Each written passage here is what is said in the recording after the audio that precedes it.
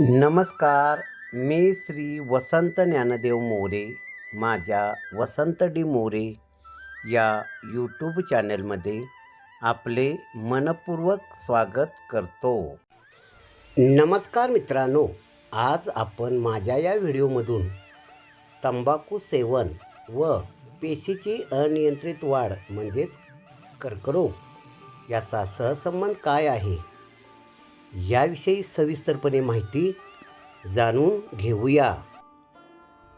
तंबाखू सेवन व पेशींची अनियंत्रित वाढ कर्करोग सहसंबंध. बऱ्याचशा व्यक्ती तंबाखूचा वापर धूम्रपान करण्यासाठी आणि चघळण्यासाठी करताना दिसतात. कोणत्याही स्थितीतील तंबाखूजन्य पदार्थ हे कर्करोग निर्माण करतात. विडी सिगारेटच्या धूम्रपानामुळे पचनक्रियेस हानी पोचते, त्यामुळे घशात जळजळ होते आणि खोकला येतो.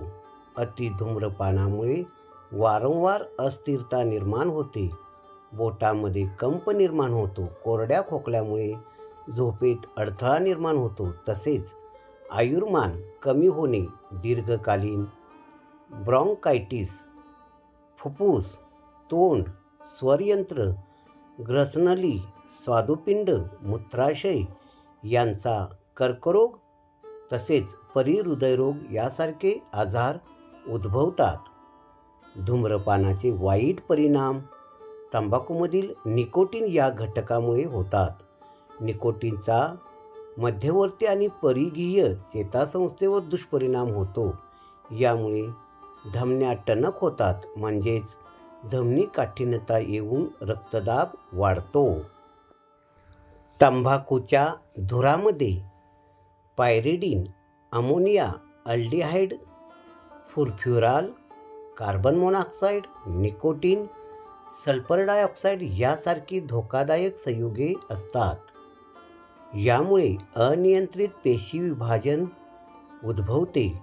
तंबाखूचा धूर सूक्ष्म कार्बनच्या कणांनी पूर्णपणे भरलेला असतो. यामुळे फुफ्फुसातील निरोगी ऊतींचे रूपांतर काळपट रंगाच्या ऊतीच्या पुंजामध्ये होते. यामुळे कर्करोग होतो. तंबाखू व तंबाखूजन्य पदार्थ चघळत असताना त्यातील रसाचा बराचसा भाग शरीरात शोषला जातो. तंबाखूच्या अतिसेवनाने ओठ, जीभ यांचा कर्करोग, दृष्टिदोष व चेताकापरे होऊ शकतात. म्हणून कर्करोगापासून शरीर संरक्षित ठेवायचे असेल तर धूम्रपान व तंबाखू तसेच तंबाखूजन्य पदार्थाचे सेवन टाळावे. तंबाखू आणि कर्करोग यांचा थेट संबंध आहे.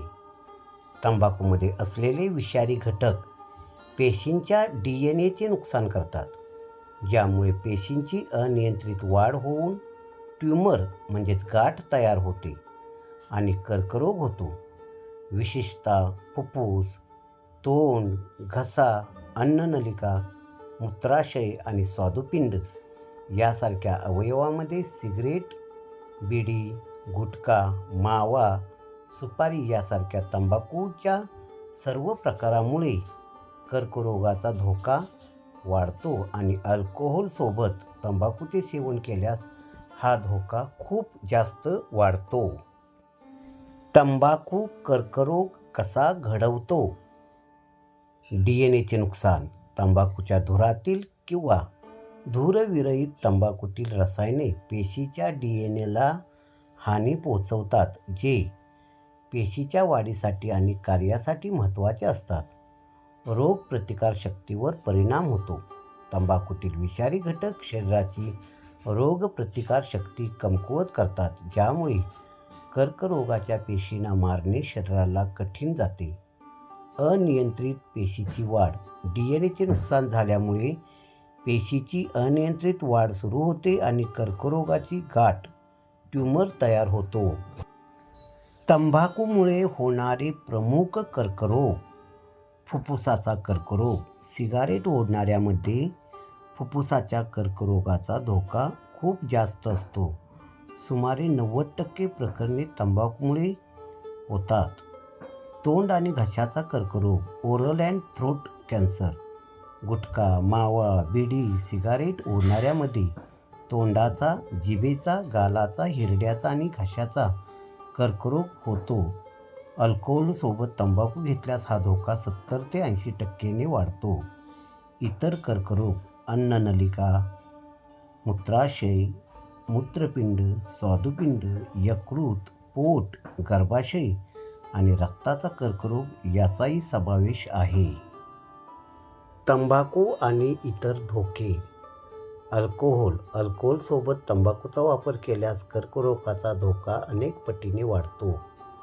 धूरविरहित तंबाखू, गुटखा, मावा, सुपारी, निकोटीनयुक्त खाल्ल्याने तोंडाचा कर्करोग, घशाचा आणि स्वादुपिंडाचा कर्करोग होतो.